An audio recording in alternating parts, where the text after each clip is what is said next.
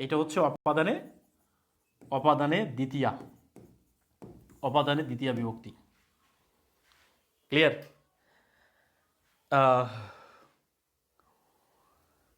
আচ্ছা, এরপরে দেখেন, এরপর হচ্ছে দুধ থেকে দই হয়, তাহলে দুধ থেকে দই হয়, তাহলে একটা থেকে আরেকটা হচ্ছে, তার মানে কি স্থানান্তরিত হচ্ছে, বিশ্লেষণ হচ্ছে। ক্লিয়ার? দুধ থেকে দই হয়, ভাত থেকে পন্তা হয়। ওকে, তাহলে দুধ থেকে কি হচ্ছে, দই হচ্ছে, তার মানে এই একটা থেকে আরেকটা হয়ে যাচ্ছে। এবার গাড়ি স্টেশন ছাড়ে, তার মানে গাড়িটা একটা স্টেশন থেকে আরেকটা স্টেশনে চলে যাচ্ছে, তাই না? এটাই হচ্ছে অবাদান কারক। প্রিয় কলেজের ভাই বোন, এই যে আজকে তিল থেকে তৈল হয়, হ্যাঁ তিল থেকে তৈল হয়, ভাত থেকে পান্তা হয়। আজকের এই ক্লাসটি আপনাদের কেমন লেগেছে একটু কমেন্ট করে জানাবেন। আমাদের 19তম নিবন্ধন নিশ্চিত করার জন্য একটি 19তম নিবন্ধন পারমাণবিক ব্যাচ চালু করতে যাচ্ছি, যেটার ক্লাস হচ্ছে আগামী 1 তারিখ থেকে স্টার্ট হতে যাচ্ছে। আপনারা যদি ভর্তি হতে চান তাহলে এই পেজের ইনবক্সে মেসেজ করেন, আমি 19তম নিবন্ধন পারমাণবিক ব্যাচে ভর্তি হতে চাই। ভর্তি হলেই পাবেন হচ্ছে একটা বই, 490 টাকার একটা বই ফ্রি। 30শে এপ্রিল রাত 12টার মধ্যে ভর্তি হলে বই ফ্রি পাবেন। এরপরে ভর্তি হলে কিন্তু আপনি বই ফ্রি পাবেন না। এই জন্য যদি অফারে বই ফ্রি পেতে চান তাহলে দ্রুত ভর্তি নিশ্চিত করে ফেলবেন। প্রিয় কলেজের ভাই বোন, আচ্ছা, জমি থেকে ফসল পাই, তেল থেকে তৈল হয়। ওকে, এখন আপনার যতগুলো প্রশ্ন আসবে আপনি পেয়ে যাবেন ইনশাআল্লাহ। তাহলে আজকের ক্লাসটা হচ্ছে ছিল স্পেশাল, একদম কারকের ক্লাস, কারকের ক্লাস ছিল। ওকে, আচ্ছা এইখানে, আচ্ছা এবার একটা জিনিস আপনাদেরকে দেখাই অধিকরণ কারকটার ব্যাপারে। আমি 3টা কারক দিব।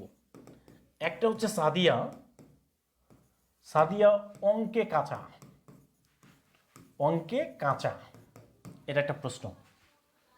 আরেকটা প্রশ্ন হচ্ছে আরেকটা প্রশ্ন হচ্ছে নদীতে, নদীতে পানি আছে, পানি আছে। আরেকটা প্রশ্ন হলো সাগরে মুক্তা আছে,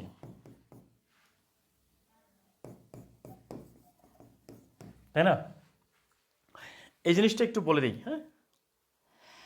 আচ্ছা, এখন প্রশ্নটা হলো, প্রশ্নটা হচ্ছে যে এই যে অঙ্কে কাঁচা, এইটা একটা অধিকরণ, নদীতে এইটা একটা অধিকরণ, সাগরে একটা অধিকরণ, তাই না? তাহলে এগুলোকে আমরা কোথায় দিয়ে প্রশ্ন করলে উত্তর পাচ্ছি, কোথায়, তার মানে কি এটা হচ্ছে অধিকরণ কারক।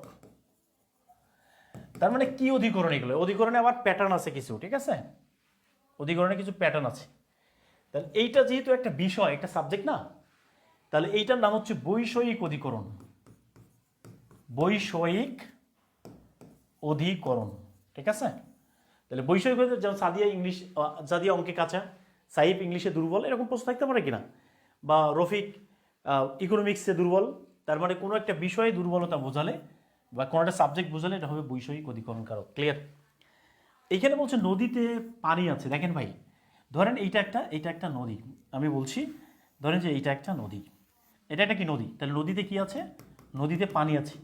তাহলে নদীতে যে পানি আছে এটা কি পুরো নদী জুড়ে পানি আছে না? তাহলে এই যে নদী জুড়ে পানি থাকা, এটাকে বলা হচ্ছে অভিব্যাপক। এটার নাম কি? অভিব্যাপক অধিকরণ, অভিব্যাপক অধিকরণ।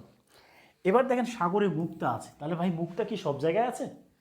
সাগরে কি মুক্তা একদম লেপ্টে আছে? না, কোন এক জায়গায় তো মুক্তা আছে, অদৃশ্য জায়গায়, তাই না?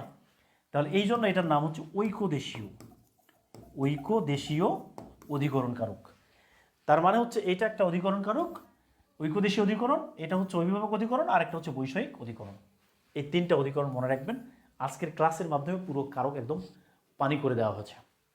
আপনি যদি কারকের হাত পা ধরে কান্দেন, ভাই ভাই কারক আমারে ভুলে যাও ভাই, কারক আপনারা ভুলবে না ইনশাআল্লাহ। প্রিয় কলেজ ভাই, আজকে এই পর্যন্ত। সবাই ভালো থাকবেন, সুস্থ থাকবেন। আল্লাহ হাফেজ। আসসালামু আলাইকুম রহমতুল্লাহ ওয়া বারাকাতুহু। Good night.